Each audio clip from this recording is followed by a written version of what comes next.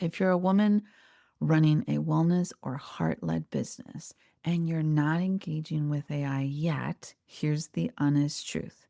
You are falling behind not because you're bad at tech, but because women are still underrepresented in the rooms where leverage, scale, money are all being built. And guess what? No one has taught us how to enter those rooms without losing ourselves or feeling confident. And this episode is about what I saw when I stepped into one of those rooms this week, the biggest money making takeaways from being there, and how you can benefit even if you've never attended a summit in your life. Grab your cup of tea or coffee or whatever's keeping you grounded, and let's dive in. Welcome to Heart Led CEO, the podcast for women wellness entrepreneurs who are ready to build, scale, and automate their businesses without sacrificing their soul, sanity, or authenticity. I'm Anna Connie Walters, a nurse turned entrepreneur, military spouse, first time mama in my 40s, and a recovering burnout survivor who's making it a mission to help heart led women just like you create thriving businesses that really feel good, do good, and give you the freedom that we all deserve. Because here's the thing, you don't have to hustle harder to succeed. You don't have to drown in tech overwhelm or try to do everything alone. And I'm here to give you the strategies, automation tools, and mindset shifts that will help you step fully into that leader, CEO, and impact maker that you are meant to be. If you're ready to grow your business in a way that aligns with your values and your life, you are in the right place. Let's get into today's episode. Hello, my beautiful friend. I am talking to you today, but guess what? It was going to not be an episode this week. If you're new here, quick context. I'm a military spouse. My family and I just moved at the beginning of November from overseas, Japan, back to the States. I've already shared this journey in depth on previous episodes, so I don't want to bore you with details about it. What matters for this episode is that my mom was here from Christmas up until this week. And it is the first time I have seen her in 3 years. It was the first time she had spent real quality time with my son since he was born. And it was the first time we've spent Christmas together, me and my mom, with one of my brothers in 12 years. So I decided to make a very intentional decision to slow down while she was here. And I literally had no intentions of publishing an episode this week. And I was 1000% okay with skipping it because being present with my family mattered more to me. And I was really, really enjoying having her here. We were going on hikes. It was amazing. But this episode is now existing because of a pivot that I made in that space of actually wanting to slow down intentionally. I found out about the AI Business Summit. So let's rewind for a second because you might be wondering, what? What summit? How did it even get onto your radar? Because you've been supposedly stepping away. I have been trying to keep up with at least posting and doing my normal routine. Now, this summit was hosted by Alicia Lyttle, who I really didn't know too much about. I had heard her name loosely in conversations in some of the AI spaces that I am currently part of or in. And I decided to follow her a while ago, so her stuff would come up off and on, but nothing intense. And I would see it from time to time, but I wasn't deeply following her. I really didn't know too much about her other than just her name and what she looked like. When I saw the AI Business Summit come across my feed in terms of the ad that she chose to use, I decided that I was just going to sign up for the free version with literally zero expectations. I was actually not even planning to attend live. I was definitely not planning to upgrade, and I was definitely not planning to have it be some big life-changing thing. My intention was literally to summit, webinar, hack her process, peek into the room, see the sales process, kind of funnel hack what she was doing, catch what I could, let the universe guide me what I could attend. Hopefully, I would learn something new, and that was it. And at that point, I really, again, didn't even know if I would be mentally available because my mom was going to still be here. And I was very clear with myself that my family was going to come first. But after I registered for the summit, I started to go down this rabbit hole because she had a bunch of VSLs on the thank you page and she had a book. I was curious to see what her book was about. And of course, as you start clicking and following and doing things, the algorithm picks it up and Meta does what it does best. And so I started watching her YouTube videos. I started to see more of her stuff from Reels and Facebook posts. And what caught my attention was her teaching style, her tone, the way that she was very giving of explaining AI and educating people without any fear, without any urgency, very collected, very, I don't know, just something attracted me about her. And then Meta does what it does, and suddenly she is everywhere in my stuff. And instead of feeling annoyed, I started to get more curious, especially because I kept seeing that main picture of her and a bunch of high, big shot men in the industry that I was aware of. I didn't really know too much about them either, but I knew their faces. I recognized names: Russell Brunson, Neil Patel, Gary Vee. And I was like, who is this chick? And now, because I had not planned to binge anything, because I wanted again to be present and I wanted some time to catch up, I realized that my mom was actually leaving in the morning and not towards the end of the day. So that started to open up the possibility that I was going to be able to be there for day one because I was going to have to get up so early. And I was like, well, it starts at 5 a.m. my time because I'm in Hawaii. And it's going to be before my son wakes up, and I'm probably not going to be able to go back to sleep. So I'm just going to show up. But I also didn't want that pressure of having to be there and not miss anything if I liked anything that was happening. So I ended up upgrading to VIP so I could have the replays and watch it whenever I wanted to. And again, I did not put pressure on myself to consume everything and had no expectations. But the moment that changed all of this was again when I realized that my mom's flight was leaving at 6 a.m., not 6 p.m.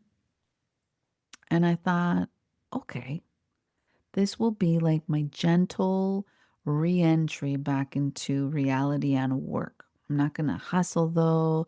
I'm not going to force anything. I'm just going to like soft toe back into work mode while thinking and strategizing about some client projects that I need to push out. The summit started and I was genuinely blown away. Like when I tell you that it was nothing like any of the other summits that I had been part of, the production quality was so good. Like it was that high level, not what I expected typical online summit to be like. That's what my I thought in my mind because I've been to a bunch of them. This was different structured. It was thought out so well. The support that they had, the reminders, the delivery was so great, intentional. They did not let you forget that this summit was happening. They were reminding you as soon as they were getting ready to have another speaker change. And the first day I was a little bit irritated by it, by day two, because I was getting so much value. And by day three, when the really big headliners were really going to be keynote speaking, I was now accustomed to that level of reminders so that I would know when who was coming and when they were coming and when to do what I needed to do to get back to my computer. Now, the speakers themselves, especially the headline keynote speakers, gave a lot. Nobody held back. Nobody had no vague discussions about anything. They gave so much actual substance and were enthusiastically so supportive of Alicia and her movement that no one is going to get left behind in AI and that this information should be free for everybody. And I think that the consensus is that there are so many people that binge watch these types of events and content, but they lack one thing, and we're going to go over it in a minute. So keep listening. Now, by the end of the 3 days, I was so mind blown and taken away and inspired and so pumped that I ended up upgrading again. I wasn't feeling the pressure. I literally did it because I had so much respect at the level of the value that was being delivered, and I wanted all the goodies. Now, the other layer that I think really matters most is that Alicia named during the summit how women are underrepresented in AI and really giving the women that were there permission to step up. The data backs up everything that she was talking about. Now, in her slides, I think she pointed out that of the people actively using AI, only 18% of them are women. Now, women make up less than 30% of the global AI workforce, women who are actually out there using AI and doing it as a job.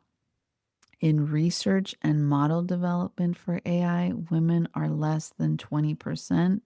And roles in AI for senior leadership, well, women were less than represented by like less than 15% of them are women.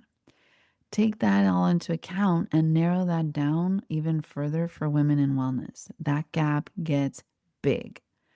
And it doesn't mean that we don't belong because the reality is tech spaces were not really built with our learning styles in mind, especially for empathics. If you're neurodivergent, we just don't thrive in those types of atmospheres. We are taught to prioritize care over scaling. A lot of us are worrying that AI will make our work feel less human. We're afraid of doing it wrong, or our nervous systems just don't thrive in aggressive marathon style learning like this summit was, which was 3 days. One of the days, or two of them, they were on live for like, I don't know, some 10 hours craziness. The hesitation doesn't mean that that you don't belong or it's not for you. It means the rooms weren't designed for you, or that's what it's leaving women feel like. And I am here to tell you 100% that there is room at the table for you. Now, I want to just give you some big money takeaways that I took from the last 2 days of the summit because it was 3 days total. We have a bonus day tomorrow, but from the last 2 days specifically, just to give you some actual value, because I do believe that you deserve it, especially if summits overwhelm you so you don't feel the pressure like you have to go. Number one, AI multiplies clarity and does not replace it. And I will tell you that a lot of the big headliners, 1000% agreed with that statement. People making money with AI are not the most technical. And it was time and time again. The speakers kept saying, look, I can barely spell. I'm a 2-time college dropout. I have no idea how to code, but yet I am coding. AI is being used to literally speed up content creation, clarifying your messages faster, testing ideas before investing time or money, removing that friction from what already works. This needed to be said, and to have them actually say it out loud from people that are very much at that high level, multi-million dollars, billionaire style, to have them say it out loud that that's where they were. I really was just humbled that they were that transparent to really let people know if I can do it, you can do it. Please take advantage of this moment. Which leads to number two, money follows implementation, not information. Watching all of this content doesn't make you money. They kept saying it over and over again. Do not be one of those participants that binge watches this entire summit or goes to other summits and just loves to be in the rooms, but never does anything with that information. You need to be able to apply one, maybe two things, and that's it. Which is why I don't believe everyone needs to necessarily attend summits, but you do need context. You do need to be paying attention to AI. You do need to be playing with it and stop feeling overwhelmed by it and just take messy action. Now, number three is early adoption will equal leverage because AI is becoming the new infrastructure for everything how we learn, how we consume, how we create. And women who learn it are now gaining everything down times 1,000. They are gaining the leverage. They are gaining their time back. They are gaining consistency. They are gaining visibility without massive burnout if they're done correctly. And they're able to scale without having to sacrifice a lot of things that other people were needing to. Like they didn't have a choice. And that really makes a huge difference for us in women wellness. That is the freedom and what we need to be focused on as opposed to that it's scary and all these other things. One of the big takeaways that I had from Gary Vee was him giving realistic references of all the things that we were afraid of.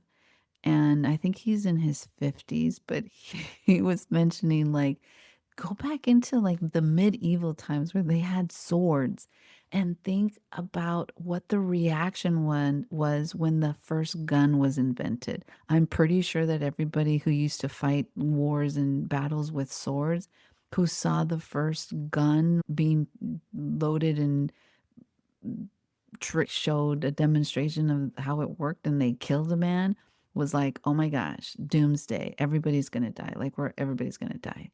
The same way when the internet and Y2K, there were so many references, and I was like, wow, I've never really thought about it that way. But that is really true. And that was his response when they're like, what would you say to somebody who is afraid to use AI? He's like, well, good luck. Like, I want to respect that, but look how much we've done in history where we underestimate humans. Like, we have thought that we were going to die so many times. Like, we have things that we've built that literally can destroy the entire world. 70 years ago, we need to give humans a little bit more credibility. I chose to support Alicia and my coach, Molly Mahoney. And the reason that I wanted to talk about this is because after I upgraded to VIP, I noticed that she had a separate Facebook group for her affiliates, and I paused. And now, the old me, 1,000% probably would have never done it because I would have got into this old version of me being in comparison and not wanting to put myself in a position where I was promoting somebody who was doing basically the same thing I was doing. But yes, we do similar work, Alicia and I, but I have stepped into 2026 in this choosing to build my business and live my life in a space of abundance. And as a practice, not just a slogan for my business and what I'm going to say on social. And so I felt very confident. They're like, no, I want to do this. I'm not really in the space of teaching because I've been present with my family. And if someone can learn from Alicia while I'm intentionally slowing down, that is beautiful. I've done my job still. And if they choose to wait for me because they just want to learn from me, or they're not in a space where they can learn at the time that she's teaching and they have space to wait, perfect. I can teach them. I just don't want anyone left behind. And I truly believe that we have the duty to make sure that everybody feels welcomed in this AI space and that every woman knows that, yes, you have the divine right to claim a chair at this big ass table that has room for everybody. And I don't want anybody left behind, especially women, and especially my sister in arms, my women in the wellness industry. And I want to name it like really loud, very clear. My main AI coach, like my AI and business coach, is Molly Mahoney. And I talk about her a lot. She is a powerhouse when it comes to inclusivity and visibility and using AI in a very humanized way. But she's also amazing at making sure that women have a voice in AI spaces that are often dominated by bro marketing cultures. Like she will make herself feel uncomfortable in these big ass rooms and pay a lot of money so that we still have some representation. And both Alicia and Molly are doing different but complementary work. They are both creating access for AI. They are both closing the AI gap for women, and they are both getting into the rooms that we just were never taught how to enter. And I want to support that hella loud. Because if you're listening to this and thinking, I can't handle a 3-day summit, or my nervous system shuts down at the thought of trying to binge watch something for 10 hours for one day, I want you to honor that, and I want you to listen to your body and your intuition. But understand that summits are just one container. They are not requirements for how to learn how to use AI. You can literally learn AI anywhere. And whatever works for you is what I want you to lean into. And that's also why I'm here. That's why I wanted to share my takeaways. That's why I made space to make this episode so that you know that that is why I stay in the rooms when I can. Mainly so that you don't have to, but also because I know that is how fast AI is moving and it is not waiting for anybody. So, if the conversation sparks something, a curiosity, and you want to be in those rooms, definitely look into the show notes. I'll share the information if you want to try to get the replays. They're also hosting future events if that's something that you want to look into. But if you really want clarity around how AI could support your business, but would rather have it in a very grounded, aligned, digestible way, you know where to find me. I mean, the Catalyst call is there when you are ready. And then again, if you want to explore the summit, you will have the link in the show notes. And I'll also drop the information about Molly, my AI and business coach, if you want to look into that too. But I really hope you take some of this to heart. I really hope this gives you the permission to stop being scared and look at the other side of the spectrum. And I will be looking forward to do a deeper dive once I have all my notes condensed and put it into like a beautiful podcast for next week to dive deeper, or maybe doing a blog so that it's more digestible. But whatever it is, whether you choose to just listen to this and take nuggets away, attend the summit, watch the replays, get on the list for the next one, check out Molly, or sign up for a call with me, I want you to have a beautiful rest of your week. I want you to continue to be you, continue to be beautiful, continue leading from your heart. And as always, I will catch you in the next episode. All right, beautiful. That's a wrap on today's episode. But before you go, let's talk about something really important. You are not just another entrepreneur trying to figure things out alone. You are a wave leader, someone whose work is meant to create real impact, touch the lives of others, and make this world better. And I want you to know you don't have to do it alone. If today's conversation resonated with you, I'd love to keep this energy going inside of my free Facebook community, Empower Her Biz Collective. It's where we take these conversations deeper with live trainings, tech walk walkthroughs, and real heart-centered support from other women wellness entrepreneurs who really get it. So if you're ready for community, clarity, and support as you build your own business with heart and ease, I'd invite you to come and join us. You'll find the link in the show notes. And hey, if you love today's episode, make sure to subscribe, leave a review if you feel inclined, and share this with a fellow heart-led women entrepreneur so that we can build this movement together. Until next time, keep leading with heart.